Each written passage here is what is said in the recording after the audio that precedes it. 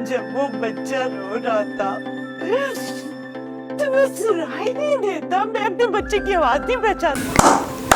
Hello जी, अब आएगा मजा। जिस हिसाब से रहीला ने सबके साथ जुल्म करने की कोशिश की है, एनी की बच्ची को नुकसान पहुंचाने की कोशिश की है, तो अब ऐसा रहीला के साथ भी वैसा होना शुरू हो चुका है। रहीला का बच्चा हमेशा के लिए रहीला को छोड़कर चला गया है। अब बेचारी जलील होती है, ख्वार होती है, अपनी आंखों से आंसू निकालती है, लेकिन उसके हाथ में कुछ भी नहीं आता। अब रहीला को अपनी गलती का एहसास कैसे होगा, कैसे जो वो घुटनों से बल चलकर एनी के पास जाएगी और जाकर माफी मांगेगी, तो क्या एनी जो वो रहीला को माफ कर देगी? आज का रिव्यू इंटरेस्टिंग होगा। वीडियो को लाइक कर दें और चैनल को लास्ट में सब्सक्राइब कर दें। रहीला का बच्चा जैसे ही मरता है तो उसके बाद जो वो रहीला को अंदर से बड़ी तकलीफ होती है और वो इस बात को तस्लीम नहीं करती। अब हबीब ने तो सारा का सारा जो कसूर है वो एनी के ऊपर लगा दिया कि भाई एनी की वजह से रहीला को जो वो नुकसान पहुंचा है, एनी और ऐसा मिलकर मेरी बेगम को जो वो नुकसान पहुंचाने की कोशिश कर रहे थे। इसी वजह से वो ऐशा के साथ जो वो नफरत करना भी शुरू कर चुका है। पहले भी नफरत करता था, लेकिन अब और भी ज्यादा जो उसके साथ नफरत करता है, बल्कि उसकी शक्ल भी नहीं देखता।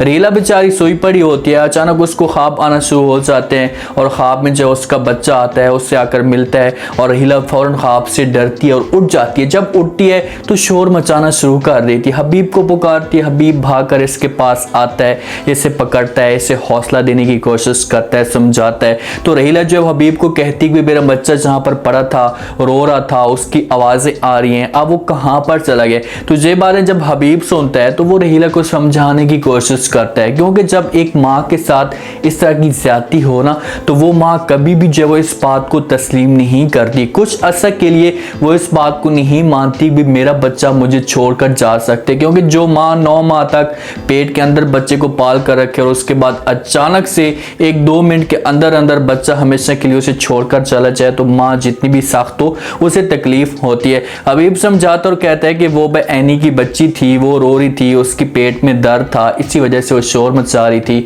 अब उसे उठाकर लेकर वो चली गई है। तो रहीला ये बातें सुनती है तो ये बातें मानने से इनकार कर देती है। हबीब को कहती भी तू पागल हो गया क्या, तुम्हारा दिमाग ठीक है, तुम किस किस्म की बातें कर रहे थे, वो किसी का भी बच्चा नहीं था और ना वो किसी की बच्ची थी, बच्चा सिर्फ और सिर्फ मेरा था और कोई उसे उठा कर गया, वो अभी भी मेरे पास मौजूद है, आप उसे लेकर आए। अब रहीला इस बात को नहीं मान रही। हबीब किसी तरीके से इसे मानने की कोशिश करेगा, लेकिन ऐसा हबीब इसकी हरकतों से बोर होता जाएगा, ऐसा इसकी बातों से जो तंग होना शुरू हो जाएगा कि भाई अब इसने क्या ड्रामा बना कर रखा हुआ है, कुछ भी होना था हो चुका है, अब इसने जो वो ड्रामा बना कर रखा हुआ है, पूरे घर को सर के ऊपर उठा कर रखा हुआ है, बच्चे और भी आ जाएंगे, किसी और के साथ या तीसरी के साथ शादी कर लूंगा, तीसरी से बच्चा आ जाएगा और उसके बाद जो रहीला के उताने देना शुरू कर दूंगा। लेकिन रहीला इस बात को नहीं मानती, किसी तरीके से हबीब इसे राजी कर लेगा, इसके दिल के अंदर जो कोई ना कोई ऐसी बात बिठा देगा। लेकिन अब इस जगह पर रहीला को इस बात का एहसास हो चुका है।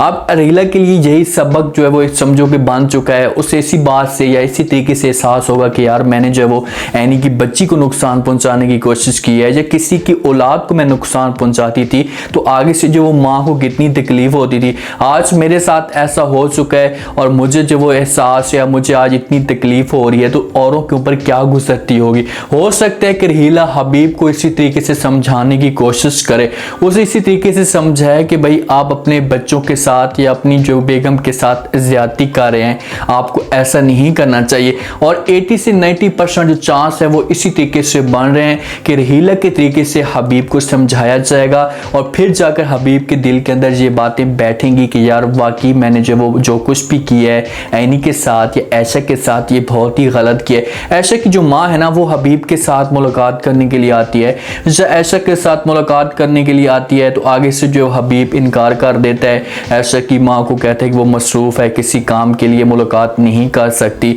तो आगे से ऐशा की माँ को चढ़ जाता है गुस्सा कि भाई ये किस किस्म की बातें कर रहा है, बेटी है और मैं अपनी बेटी के साथ मुलाकात नहीं कर सकती, जब मेरी नवासियाँ इस घर में मौजूद है मैं उनके साथ मुलाकात नहीं कर सकती, आखिरकार वजह क्या है भाई, इतना अर्सा हो गया हबीब ने मेरे घर में भेजा भी नहीं है, उसके बाद मुलाकात करने के लिए इजाज़त भी नहीं दे रहा, तो कोई वजह ज़रूर हो सकती है। वो हबीब के ऊपर जो वो गुस्सा करना शुरू कर देती और कहती कि भाई आज जो कुछ भी जो वो तुम्हारे साथ या रहीला के साथ हुआ है ये सिर्फ और सिर्फ मेरी बेटी और नवासियों की बदुआओं की वजह से आपके साथ हुआ है। आपको जो वो अभी भी सोचना चाहिए, आपके पास अभी भी वक्त है कि आप जो अपनी बच्ची के साथ या अपनी जो वो बेगम के साथ सही तरीके से रहना शुरू कर दें, तो जाकर माफ़ी मांग लें, तो फिर जाकर आपके साथ जो कुछ भी है वो सेट हो सकता है, जो अच्छे तरीके से चल सकता है। लेकिन हबीब कहाँ से बातें सुनता है, वो इतना अंधा हो चुका है, जो दौलत के लिए इतना पागल हो चुका है कि वो सिर्फ और सिर्फ ये सोच रहा है कि किसी तरीके से फ़ाखिर के बिजनेस को जो वो अपने कंट्रोल में किया जा सके, किसी तरीके से फ़ाखिर के बिजनेस को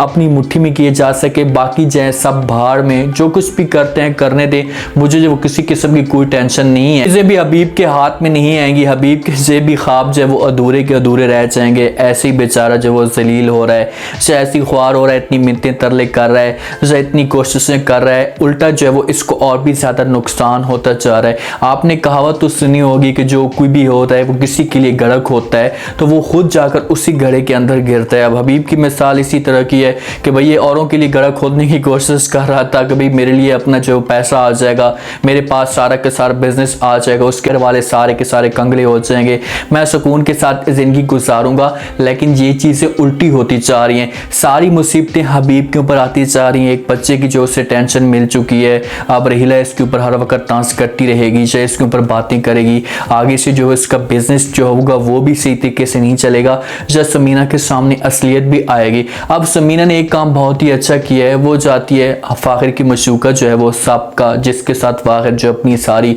बातें शेयर करता है, जिसके साथ अभी भी मोहब्बत करता है, उसके साथ जाकर मुलाकात करती है और उससे जाकर सारी की सारी स्टोरी बता देती है और खुलकर सारी बातें करती है। जैसे समीना बेगम बहुत ही अच्छा काम करती है, वो उसे कहती है कि भाई फ़ाखिर और एनी की ज़िंदगी जो है वो आगे बहुत बढ़ चुकी है, एनी की ज़िंदगी में बच्ची भी है, और अगर फ़ाखिर जो वो एनी को छोड़ता है तो इस तरीके से एनी की बच्ची की ज़िंदगी भी बर्बाद होगी और एनी की ज़िंदगी भी बर्बाद होगी। आप उसे समझाने की कोशिश करें। पहले इस हिसाब से बात करती है तो आमना नाम है या जो भी है वो बात को समझ जाती है और वो कहती है कि भाई आपकी बात को मैं समझ चुकी हूँ, आप जिस हिसाब से बात करना चाहती हैं मैं उस बात तक पहुँच चुकी हूँ, आपको परेशान होने की कोई भी ज़रूरत नहीं है। ऐसी कोई भी बात नहीं होगी, मैं फ़ाखिर को मज़ीद भी समझाऊंगी कि वो बाहर भी ना जाए और उसके बाद एनी को भी ना छोड़े। आमना ये इस बात पे सपोर्ट करती है समीना बेगम की, बहुत ही अच्छा फैसला करती है। अगर आमना इस बात जगह पर गलत होती और यहाँ पर इनकार करती और कहती कि नहीं मैं तो फ़ाखिर के साथ मोहब्बत करती हूँ, मैं कैसे उसे छोड़ सकती हूँ, तो फिर हालात और भी ज़्यादा जो वो चेंज हो जाते हैं। जो वो एंड की तरफ जाता चाह रहा है, ऐसा ड्रामे में थोड़ी बहुत जो बुरियत पैदा हो चुकी है कि भाई एक ही सीन जो वो बार बार दिखाए जा रहे हैं कि भाई हबीब को ये सज़ा मिलेगी, हबीब के साथ जो वो होगा, तो कुछ नए सीन बीच पे नहीं डाले जा रहे। हाँ फ़ाखिर जो वो शादी कर लेता आमना के साथ तो फिर हो सकता है कि बीच पे थोड़ी बहुत जो वो इंटरेस्टिंग पॉइंट्स पैदा होते, लेकिन अभी तक बीच में कोई ऐसी चीज़ पैदा नहीं हुई, तो ड्रामे को एंड कर देना चाहिए, लास्ट एपिसोड को जो वो रिलीज़ कर देना चाहिए, हबीब का जो वो इंजाम दिखा देना चाहिए, रहीला को अपनी गलती का एहसास दिखा देना चाहिए कि भाई कैसे उससे होता है और कैसे जाकर ये सबसे जाकर माफ़ी मांगती है। उम्मीद है आज का रिव्यू, आज का ये टीजर आप लोगों को पसंद आया होगा। आपने कमेंट सेक्शन में कीमती लास्ट में दिन बताना आपको क्या लगता है कि क्या नेक्स्ट एपिसोड में जो है वो रहीला को अपनी गलती का एहसास होगा। अगर उसे अपनी गलती का एहसास होता है तो वो किस तरीके से एनी के पास जाएगी, फ़ाखिर के पास जाएगी, ऐशा के पास जाएगी और जाकर उनसे माफ़ी मांगेगी। लोग इसे माफ़ कर देंगे। लास्ट में फीडबैक दीजिएगा, चैनल को लास्ट में सब्सक्राइब कर दीजिएगा। अपना खास ख्याल रखें। शुक्रिया, अल्लाह हाफ़िज़।